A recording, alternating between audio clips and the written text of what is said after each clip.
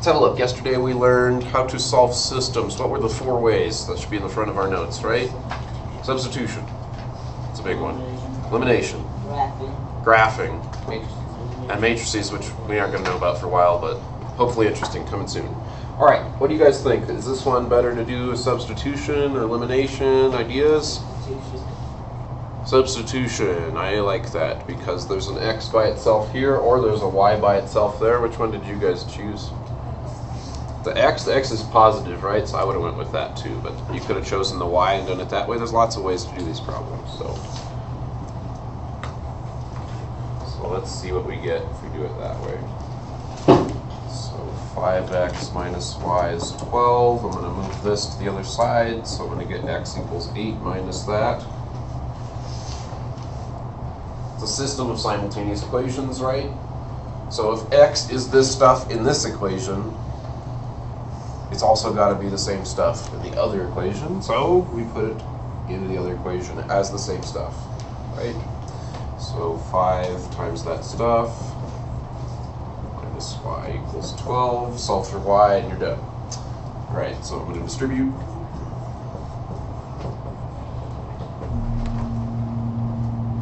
Combine like terms. Still combining like terms. I'll move that to the other side. 12 minus 40 is what?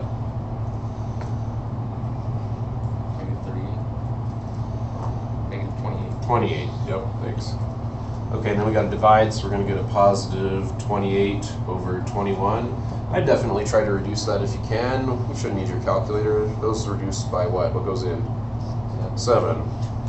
4 times, 3 times. Y is 4/3. I told you it wasn't going to work out perfectly nice.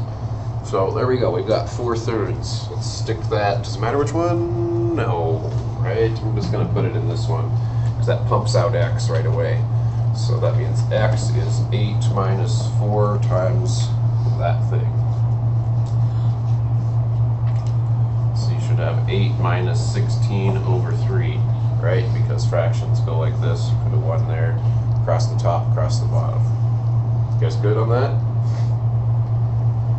So now we need to make a common denominator. The common denominator is obviously thirds. We could use sixths or something too, but I'm just going to use thirds. So I'm thinking of one pizza. One pizza, if you cut it in 3 slices, how many pieces? 3 pieces. Well, we've got 8 pizzas. If we're cutting them each into 3 slices, that's a lot of pieces, right? How many? 24. So this is 24/3 minus 16/3, which is 8/3.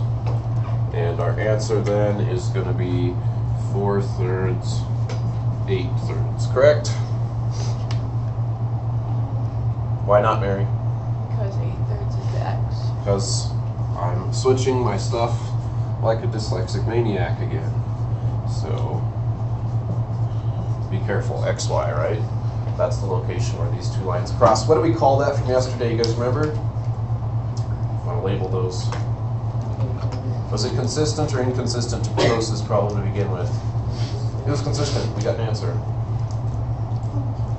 They cross somewhere, so their slopes are completely irrelevant. That's independent. Okay? How about this one? What do you guys want to do?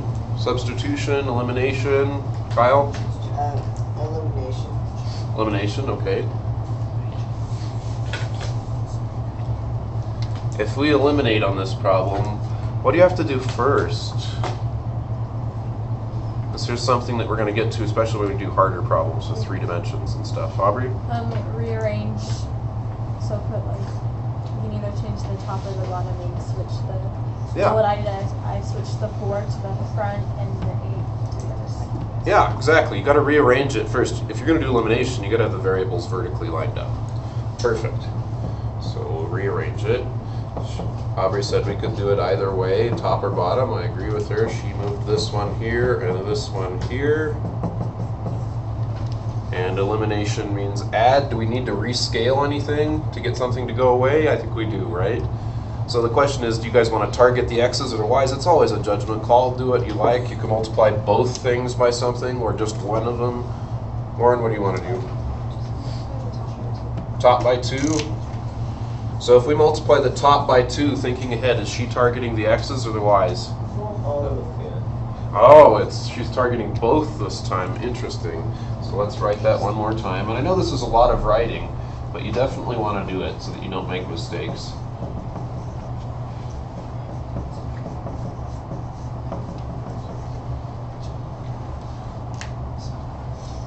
Add. Oh, the x's and y's go away. You guys are right. She targeted both. So this says 0 equals 12 minus 12 is 0. So that's what? There's more than one solution. This is the case of what's it look like with these two lines? These are two lines, right? They're totally the same line. They're on top of each other. So this is infinite solutions. So you guys, if you're like me when I was young, you like to take shortcuts. If you put script R on this, I would mark you wrong. Why? Because we're in two-dimensional space now, and script R is a one-dimensional thing, number one. You guys know what I mean? It only represents one dimension. And all points, if you put like script R squared, this is two-dimensional infinite solutions. Is that the right answer? No, because that means every point in two dimensions. It's not every point in two dimensions, it's just the ones on the lines. So really I should say infinite solutions on the line or lines. So be specific about that, okay? So it's not a regurgitation exercise. You should be visualizing. This is the two lines on top of each other, okay? Did I have a question? I saw a hand. I didn't get to it. We good? Okay, let's look at a couple applications. Okay, so I don't think this one's too bad. But what I want you to focus on is developing some problem-solving skills. So I'm going to show you a structure, and I'm hoping to see that structure in your assignments and on your exam. If you follow my structure, the harder problems we're going to do in this unit, I think, will be much simpler than if you just try to guess your way through these, as you've probably done in the past, mostly, I'm guessing, which is fine. But I'm going to show you a structure that should help you with this kind of thing. So first, element 1 in the structure. If you had me, you should kind of know it. What should I do? Anybody know? Before I start messing with numbers or anything like that. Kyle? 11x plus... I'll see you're launching right into numbers. I want before that. It's good, man, but James. Define which your x and y are going to be. Yeah, and you don't have to call them x and y. You can call them whatever you want, but define your variables. You want that clearly in your head. What are the variables that are changing here? One of them we call x. Why do we want to make that? You got to think about what is possibly changing. How many true false? You want to go for true false for x? So we'll say x is the true false questions. How you write this doesn't exactly matter. The key is that you're thinking about what is changing in the situation. Yes, I know, Kyle, you can launch right into this. A lot of other people can in here too. But when the problems get harder, what are you going to do? So that's my point to you guys. Why? What other thing is changing besides how many true false there are?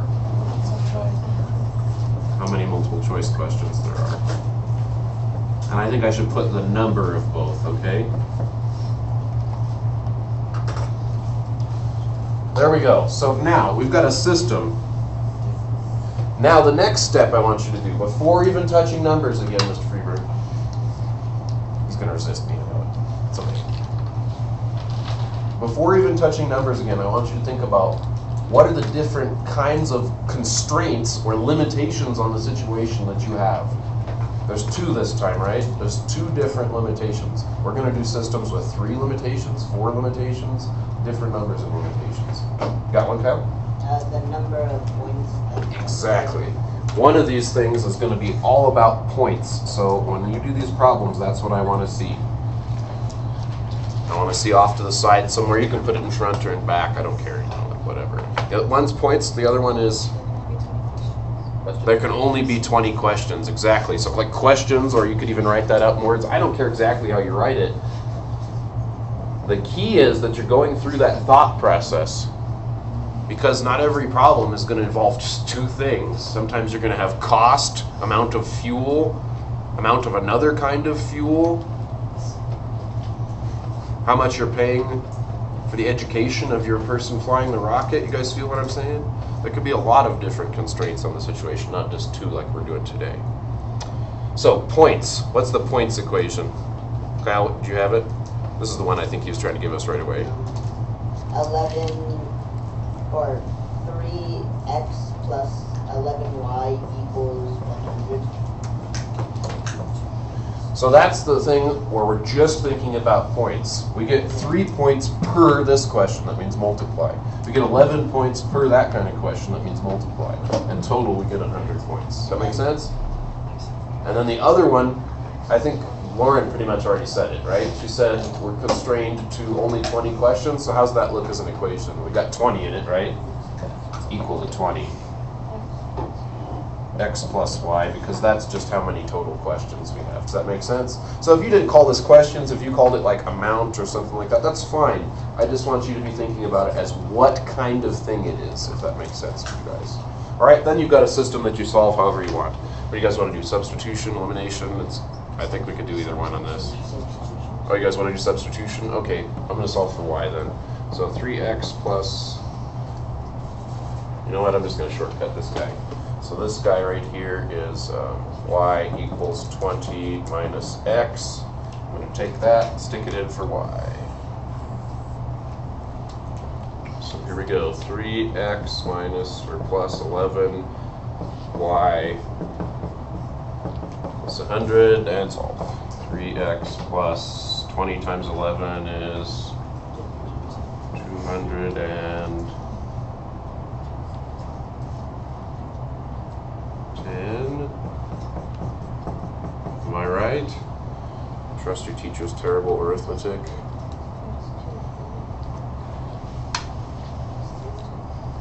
There we go. All right, this and this is negative 8x. Subtract this that way. You get negative 120, right? And divide by 8, and you get this. What is that? You guys calculator it for me. What is it? 15? Came out nice? 15.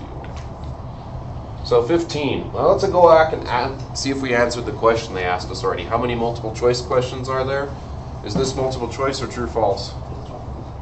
Right there, you have it very clear in your setup. That's true or false. So I got to stick it back in to get multiple choice. So I'll stick it right here. We can just do that in our head. There's 5, and I want you guys writing a complete sentence at the end. So this test has 5 multiple choice questions done. Cool? All right, so that's the structure. Believe me, it will help you on harder problems. Let's look at another one. Okay, so if you're watching the video, I challenge you to first attempt to set this problem up like we did in the last framework, where you first define your variables, and second, you think about the limitations or constraints on your situation. So you want to pause it now and try to set it up yourself before having a look. So what do you guys think? What are our variables? We'll just say x and y, still make it nice and simple. How many pounds of something? What do you mean? How many pounds of... See, this one's a little tricky, right? You got to think about it. We're looking for pounds of mix ultimately. We know how many of mix we want. Wait, that's 100. How much of each part, right? So it's pounds of A and pounds of B, something like that. I mean, it doesn't have to be perfect. You just got to get it in your head.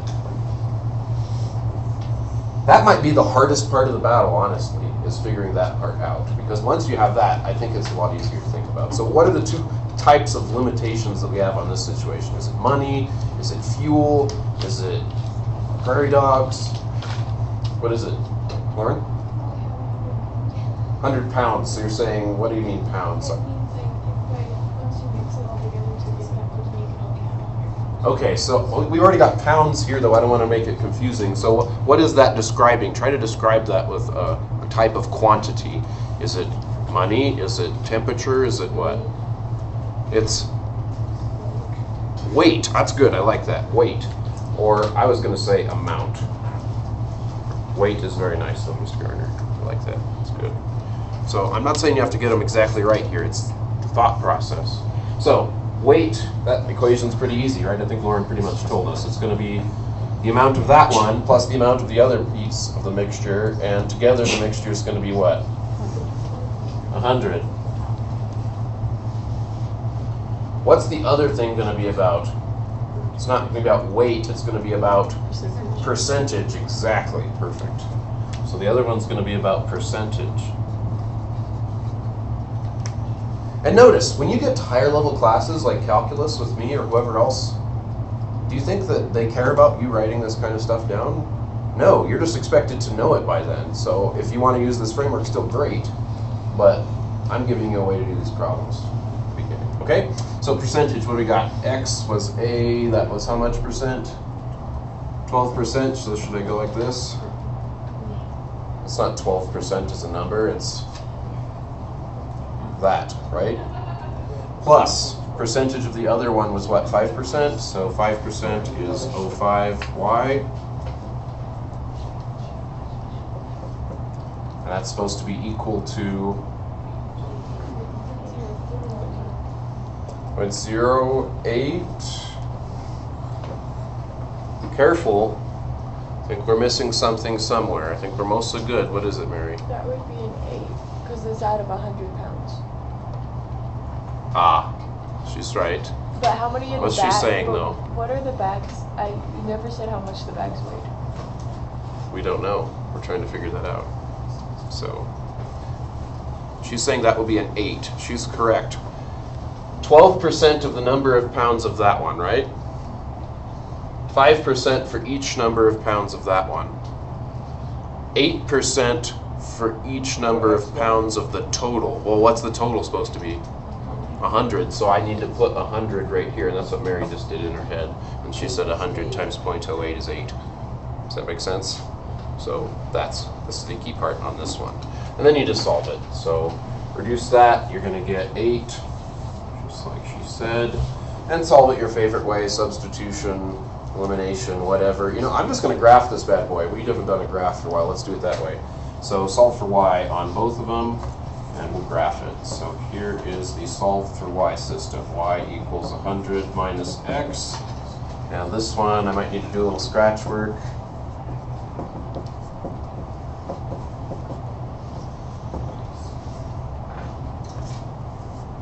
Get my calculator going.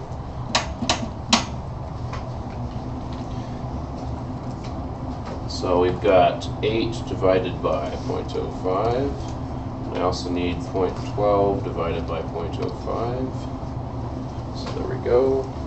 So I've got this divided by 0.05 is 160 minus 2.4x.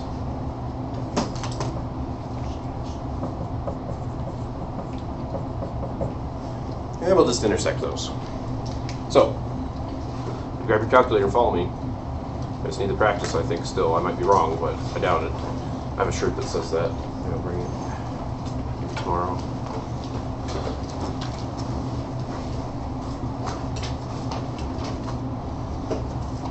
So y equals clear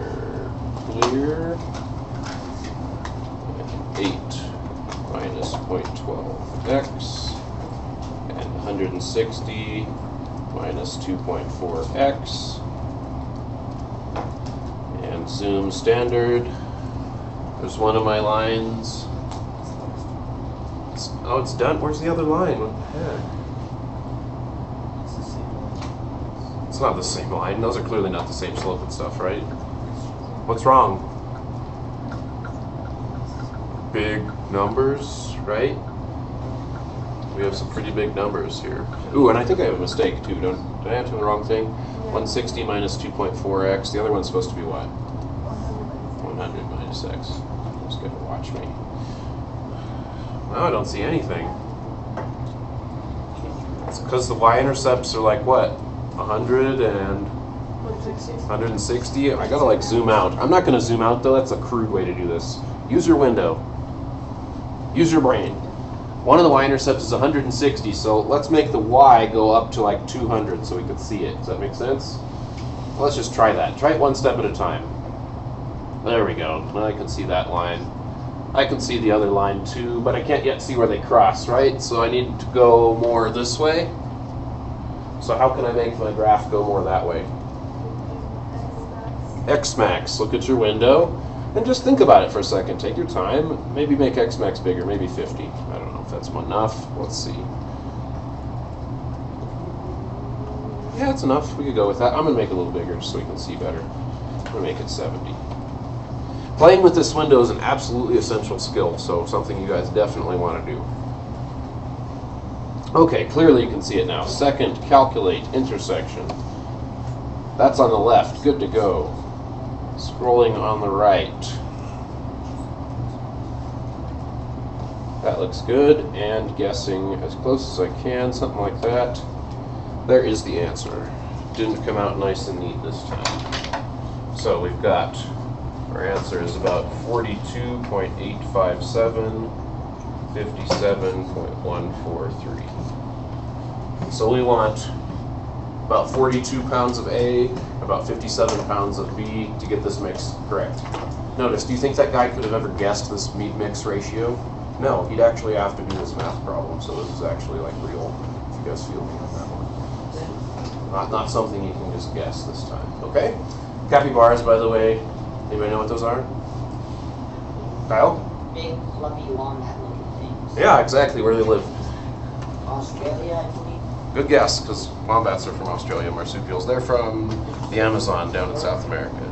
But that's a good description, man. They're a rodent, they're not a marsupial. Nice, okay.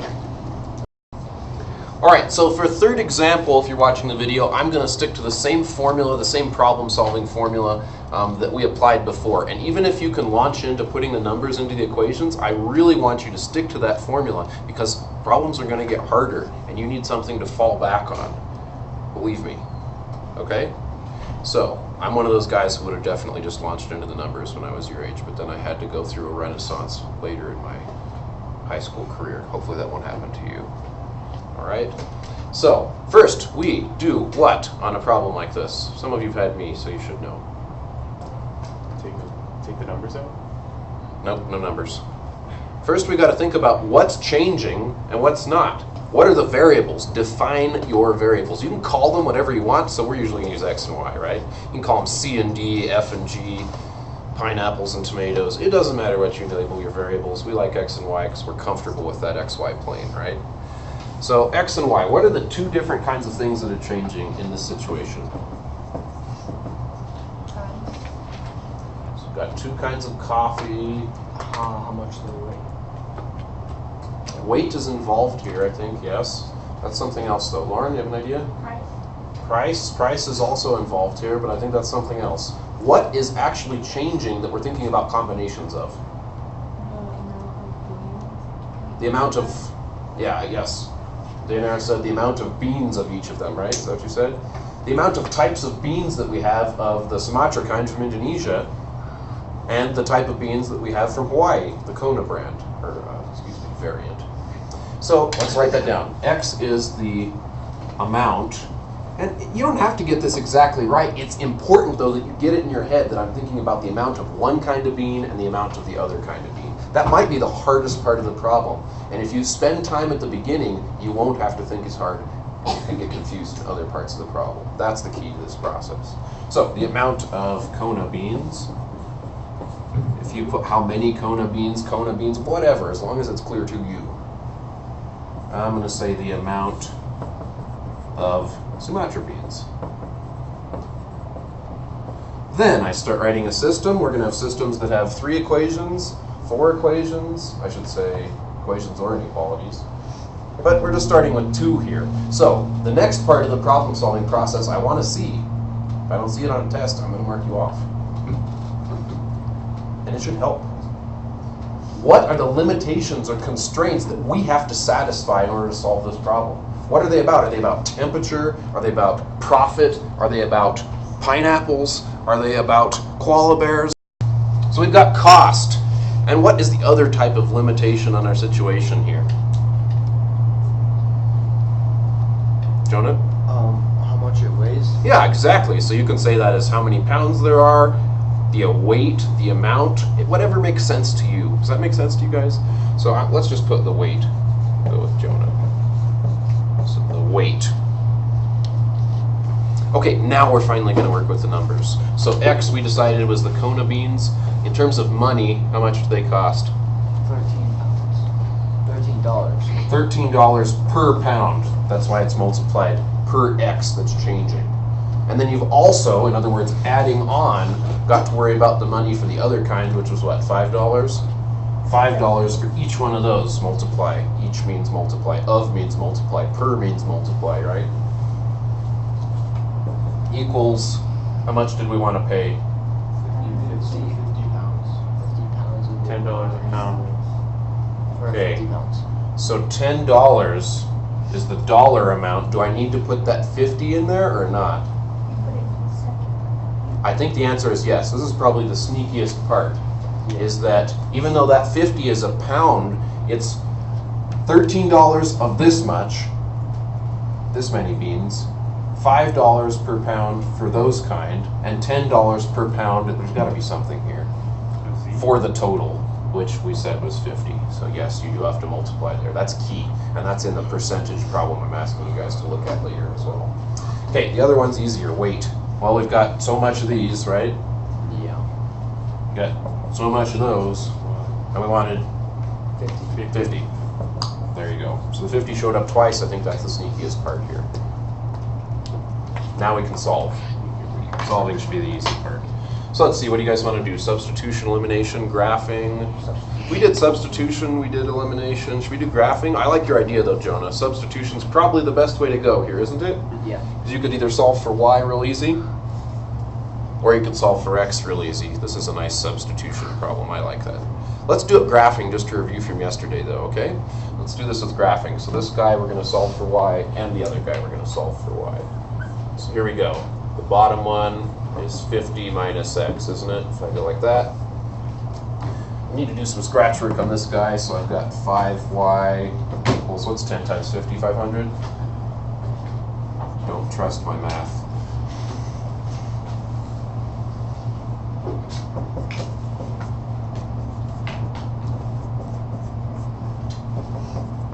Ooh, I might not need my calculator. That's pretty easy. Nice. Am I good? 10 times 50 is 500? Yeah. Okay, so y equals 100 minus 3/5 x. So now we're going to stick this in our calculator and have it do some of the work for us. So grab your calculator if I don't have it out.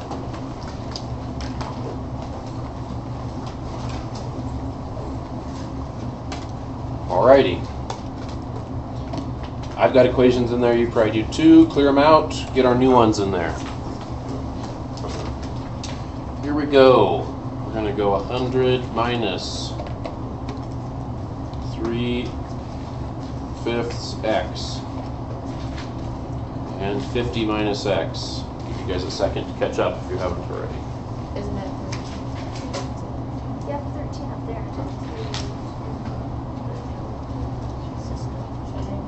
Yeah. Oh, haha. Typo. Thanks. Good catch, you guys.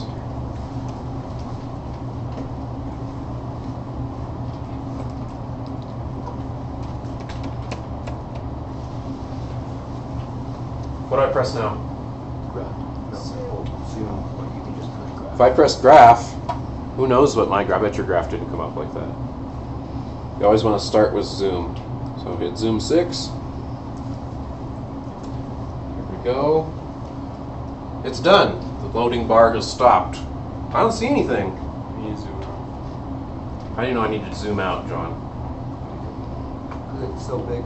It's big. Think about those lines. The y-intercepts are like 50 and 100, so we need to go up at least 100. So go to your window, don't press zoom out. Zoom out's the crude way to do this. We're not in Algebra 1 anymore. We need to get better with our window. Go to window and think about what makes it go up. Which one of those things makes you go up? Y max. We don't want it to be 10, we want it to be more than 100. Something like that. Graph. Well, now we can see that line. We can see the other line. They're clearly going to cross somewhere to the right, yes?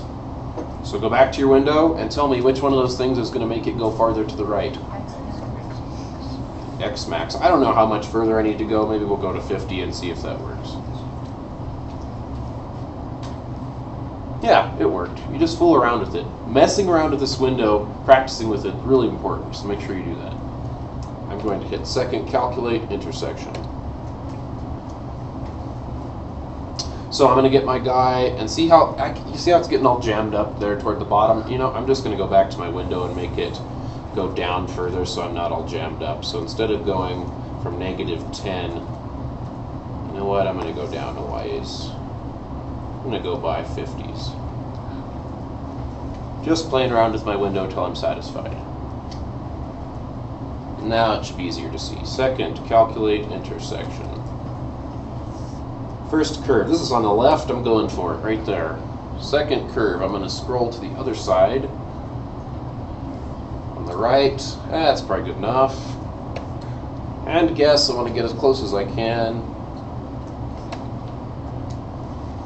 And there's my answer.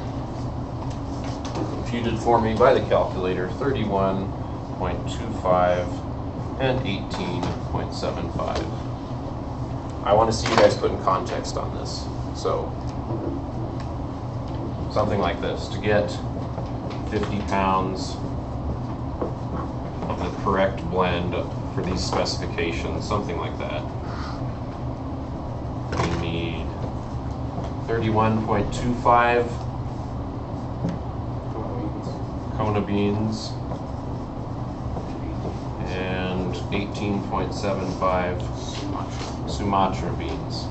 So if you're telling me that, like, in real life somebody just guesses this instead of actually solving the problem, no. You'd have to actually solve the problem if you wanted to achieve this precise blending that companies actually do. Does that make sense?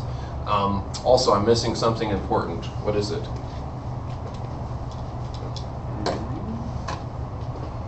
Lauren? Something's not labeled right. 31.25 Kona beans? Like, you know, that many beans? It's like enough for like Pounds. one coffee? I Pounds. don't have units on here. Okay?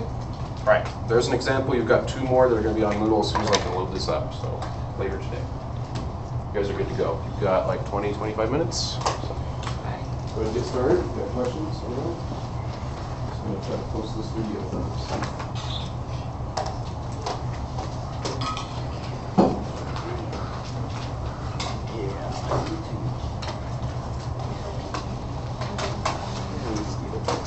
Oh, yeah, special way.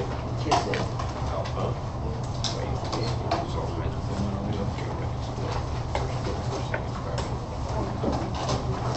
you can always just wrap track in parentheses, not just it's not as. Definitely.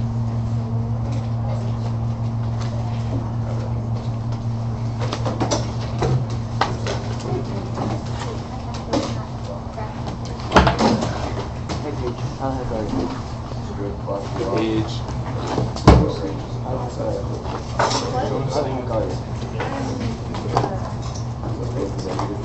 This way. The smallest thing.